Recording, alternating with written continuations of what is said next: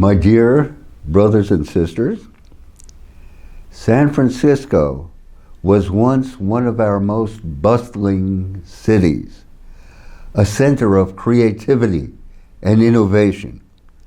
It is now in steep decline. Zero Hedge relates how fentanyl is ravaging the city's homeless population.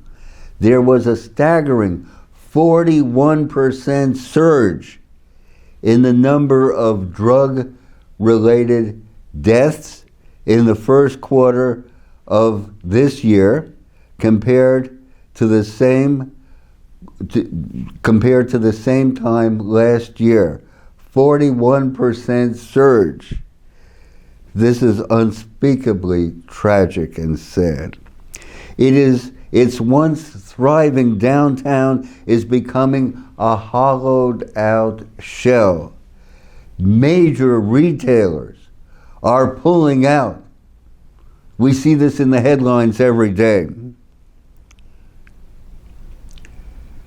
During the middle of the last century, Gary, Indiana, was a booming steel manufacturing town. Steelworkers and newly arrived immigrants flocked to the city during the 50s and the 60s. Gary rivaled other major industrial hubs like Chicago and Detroit.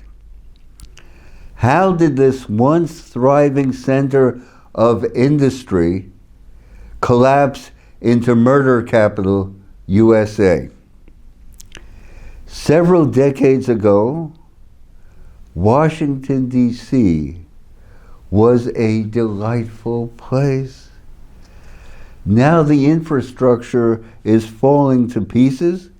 There are homeless encampments everywhere, and crime is out of control. Indeed, carjackings in the city have been skyrocketing over the past 5 years. Crime is rising all over the U.S., and many of these crimes never get solved.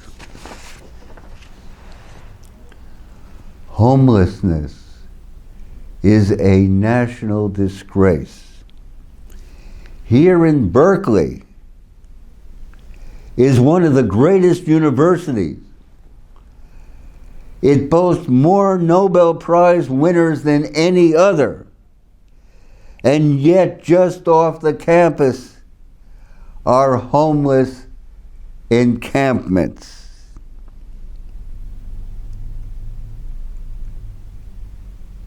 And yet, at the same time, $115 billion have been given to Ukraine. Imagine if that money were used to regenerate and revitalize our cities. Imagine if that money were spent to regenerate and revitalize our food system. After all, most, if not all, of our food prior to 1948 was organic. Pesticides appeared only after the Second World War, a product of chemical warfare research. Imagine if that $115 billion were spent in reforestation. Trees help stop climate change. They remove carbon dioxide from the air, they store carbon in the trees and soil, and release oxygen into the atmosphere. So we say then, brothers and sisters, now is the time to plant your victory garden. Let's emulate our forebears. During the Second World War, they planted 20 million victory gardens. Just a few weeks ago, we planted seeds for heirloom and historic lettuce. Look, it has come up. This is our spring lettuce crop. We will transplant these seedlings into other trays, and then when the seedlings are sufficiently robust, we will transplant into our garden. Here's an example of some Swiss chard and white Russian kale that we've replanted from a seedling tray, and the next stage is to plant these into our garden. It behooves us, brothers and sisters, in these times of crisis,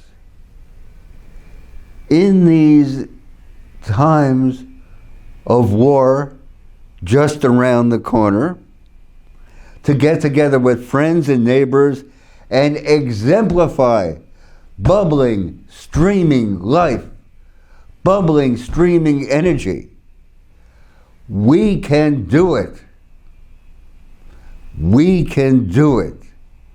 We will yet build here an edible schoolyard for the American spirit. Thank you. My privilege to share. We treasure your comments. Please write them down below. Let us go forward.